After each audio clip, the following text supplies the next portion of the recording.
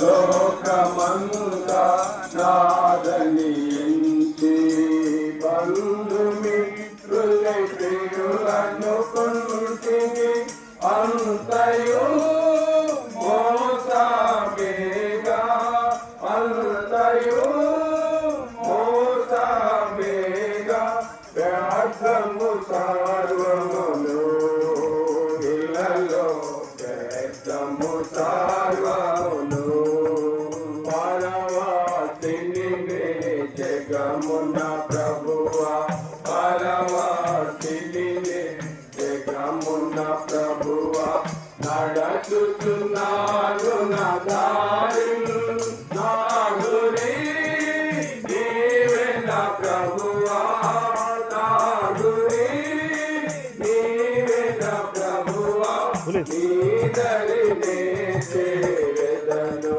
నేను నీ దరినే చేరెదను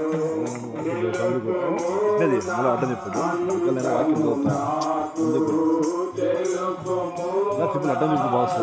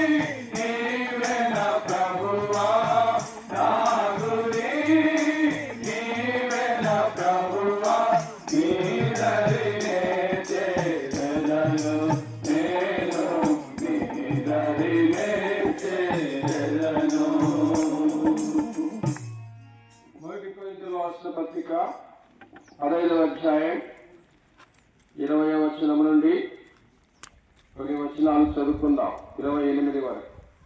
ఇప్పుడైతే నిద్రించున్న వారిలో ప్రథమ ఫలముగా క్రీస్తు మృతులలో నుండి లేపబడి ఉన్నాడు. మనుషుని ద్వారా మరణము వచ్చెను కనుక మనుషుని ద్వారానే మృతుల పునరుద్ధానము కలిగింది. ఆదామునందు అందరూ ఎలాగో మృతి పొందుచున్నారో అలాగనే క్రీస్తునందు అందరూ బ్రతికింపబడదు. ప్రతి వాడును తన వరుసలోనే బ్రతికింపబడను. ప్రథమ ఫలము క్రీస్తు, తర్వాత క్రీస్తు వచ్చినప్పుడు ఆయన వారు బ్రతికింపబడతారు. అటు తర్వాత ఆయన సమస్తమైన ఆధిపత్యము సమస్తమైన అధికారమును బలమును కొట్టివేసి తన తండ్రైన దేవునికి రాజ్యం అప్పగించి అప్పుడు అంతము వచ్చును. ఎందుకనగా తన శత్రువులందరినీ తన పాదముల కింద ఉంచు వరకు ఆయన రాజ్య పరిపాలన చేయుచుండవలే. కడపటి నశింప చేయబడు శత్రువు మరణం దేవుడు సమస్తమును క్రీస్తు పాదముల కింద లోబలిచి ఉంచాను. సమస్తమును లోబలచబడినదని చెప్పినప్పుడు ఆయనకు సమస్తమును లోబడుచున్న వాడు తప్ప సమస్తమును లోబలచబడినదని సంగతి విషయమే. మరియు సమస్తమును ఆయనకు లోబడినప్పుడు దేవుడు సర్వము నిమిత్తం కుమారుడు తనకు సమస్తమును లోబడిచిన దేవునికి తానే లోబడను. చాలు. ప్రభు ఈ లేఖన భాగాన్ని మన కొరకై దీవించునుగా. ఇక్కడ మనం చూస్తే ప్రభువునందు నిద్రించిన వారు 20వ వచనములో ఇప్పుడైతే నిద్రించిన వారిలో ప్రథమ ఫలముగా క్రీస్తు మృతుల్లో నుండి లేపబడి ఉన్నాడు. మనుషుని ద్వారా మరణము వచ్చేది కనుక మనుషుని ద్వారానే మృతుల పునరుద్ధానము కలిగేది. కనుక ప్రభువునందు మన సోదరి లీలక మరి మృతి చెందింది. ప్రభువునందు ఆమె నిద్రించింది కనుక మరి ఏ విధంగా మన ప్రభువైన యేసుక్రీస్తు వారు మరి లేపబడ్డాడు, ఆమె కూడా ఒక రోజు లేపడుతుంది. ఆమె మరి లోకంలో ప్రభువును అంగీకరించింది, ప్రభు కొరకు సాక్షిగా ఉంది, ఆమె దేవునికి ఇష్టరాలుగా ఉన్నది. ప్రభు తీసుకున్నాడు. ఆ కారణాన ఇప్పుడు ఆమెను ప్రభు లేపుతాడు. ప్రభు వచ్చినప్పుడు ఆమె కూడా లేస్తాడు. ప్రభుతో కూడా ఆయన మరి రాజ్యములో ఆ బిడ్డ ఉంటుంది. దశలోనికి రాసిన పత్రికలో పౌలు చెప్తా ఉన్నాడు, మరి ఎవరైతే మరి ప్రభునందు విశ్వాసం వచ్చినారో వారి విషయంలో మరి దేవుని యొక్క ఉద్దేశం చూడండి. మొదటి దశలోనికి రాసిన పత్రిక 4వ అధ్యాయం 13వ వచనం. సహోదరులారా, నిరీక్షణ లేని ఇతరులవలే మీరు దుఃఖపడకుండా నిమిత్తము నిద్రించిన వారిని గురించి మీకు తెలియకుండా మాకు ఇష్టము లేదు. యేసు మృతి పొంది తిరిగి లేచనని మనం నమ్మినలా అదే ప్రకారము యేసునందు నిద్రించిన వారిని దేవుడు ఆయనతో కూడా వెంటబెట్టుకొని వచ్చును.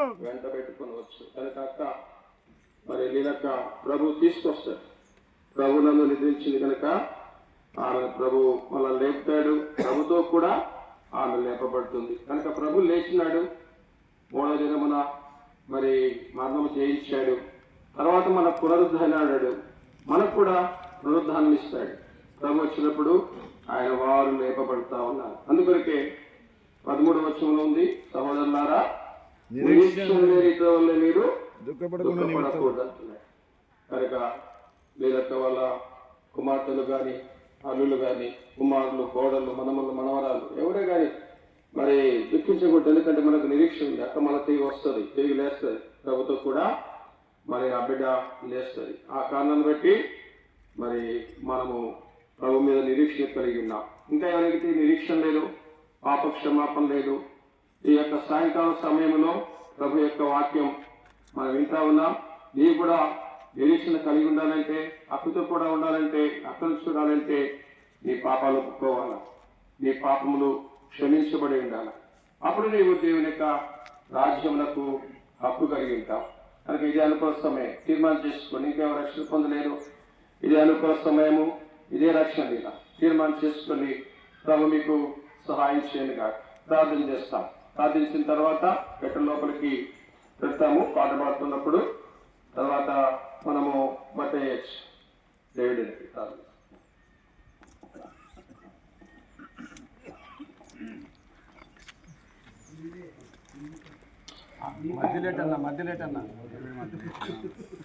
మధ్యలేటన్న అంటే ఆయననా?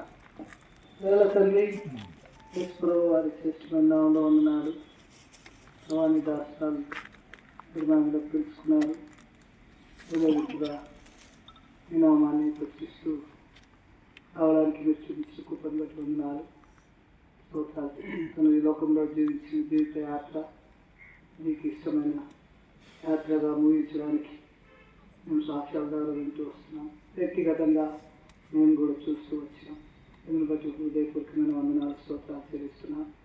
ఈ రీతిగా మీరు చనిపోయి సమాజ సేవ తిరిగి లేచిన ప్రకారం మేము కూడా ఒక దినాన్ని చనిపోయి సమాజ సేవ తిరిగి లేస్తాం.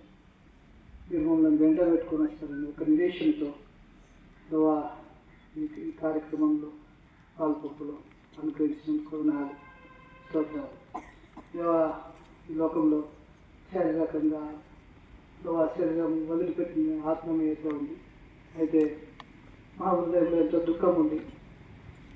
మా మధ్య ఆయన నడిచిన నడతలు, ఆయన జీవించిన జీవితము వాళ్ళమ్మ అయితే ఆయన ఎంతో ఆదర్శవంతమైన జీవితం మా మధ్య కలిగి ఉండడం మేము చూస్తూ వచ్చినాం. ఇందుకు మేమే సాక్షులు. ఎందుకు బట్టి మీకు హృదయపూర్వకమైన వందనాలు. మేము కూడా ఈ రీతిగా లోకంలో జీవించాలని మీ దాసులు భౌతిక గాహిని ద్వారా మమ్మల్ని హెచ్చరిస్తున్నారు. ఎందుకు బట్టి వందనం. అలాగే జీవించలేకపోతే ఈ దినానైనా అలాగే జీవించాలని దాసురాలు మమ్మల్ని పురిగొలుపుతుంది, ప్రేమతో హెచ్చరిస్తుంది. ప్రభా ఈ భాషలో నుండి మాట్లాడుతుంది. మేము ఎరిగిన హృదయంతో మీ అన్ని విశ్వాసం ఇచ్చి వెంబడించడానికి సహాయం చేయండి. మిగతా కార్యక్రమం మీ మహిమార్థంగా ఉండేలాగా సహాయం చేయండి. ఇతబడిన వాక్యం అందరి హృదయాల్లో ఫలింపలాగిన శబ్ద తరంగాల ద్వారా వినవారిలో కార్యం జరిగించింది. ఈ నామానికి మీరు మహిమ తెచ్చుకోండి. కృతజ్ఞత వందనాలు స్తోత్రాలు చెల్లిస్తూ యేసుప్రభు వారి దివ్య నామంలో ప్రార్థిస్తూ స్తుతిస్తూ బతిమలాడి వేడుకుంటున్నాం. ఆమేన్. నా నేత్రములు మూయబడగా, నా నేత్రములు మూయబడగా, నాదు యాత్ర ముగియో నీళ్ళలో, నా నేత్రములు మూయబడగా, నాదు యాత్ర ముగియో నీళ్ళలో, చేరుగా పరలోక దేశము, చేరుగా పరలోక దేశం, నాదు గానము ఇది, నిత్యము నాదు గానము ఇది.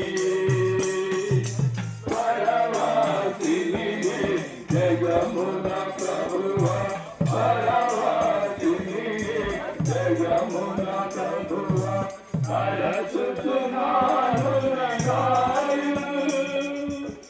సావుని నీవే నా ప్రభువా, సావుని నీవే నా ప్రభువా, నీ దరినే చేరెదను, నేను నీ దరినే చేరెదను. లోకమంతా నాదని ఎంచి, లోకమంతా నాదని ఎంచి, బంధుమిత్రుల ప్రియులను చూచిని, లోకమంతా నాదని ఎంచి, బంధుమిత్రుల ప్రియులను చూచిని, అంతయో పోతామేయా, అంతయో పోతామేయా, ఏకముగారములు, ఏకముగారములు. దేవుని వాక్యంలో నుండి ప్రసంగి గ్రంథం 12వ అధ్యాయం 7వ వచనం చదువుకుందాం. మన్నైనది వెలుగటి వలనే మరలా భూమికి చేరును, ఆత్మ దాన్ని దయచేసిన దేవుని ఎదుకు మరలా పోవును. మనం మట్టితో చేయబడ్డాం, ఆదాము మట్టితో చేయబడ్డాడు, మనం అందరూ కూడా మట్టితో చేయబడ్డాం. తిరిగి మనకు వెళ్తాం, ఆత్మ దేవుని దగ్గరికి వెళ్ళిపోతుంది. దీనిక ఆత్మ దేవుని దగ్గరికి నిన్ననే వెళ్ళిపోయింది. కనుక ఇప్పుడు ప్రభు మనుషులు పిలుస్తున్నాడు, నరులారా తిరిగి రండి ఆహ్వానిస్తూ ఉన్నాడు. అందుకొరకే దేవుని యొక్క వాక్య ప్రకారం మనం మరి బిడ్డను దేవుని యొక్క ప్రార్థనతో వాక్యముతో ఈ విధంగా మరి ఈ మంటికి మారుస్తూ ఉంటున్నాం, ప్రార్థన చేస్తాం. ప్రేమ మా పనులు తండ్రి, పరిశుద్ధ దేవ, మీ పరమైన ప్రేమ దయా కనుకల కొరకే మీ స్తోత్రాలు.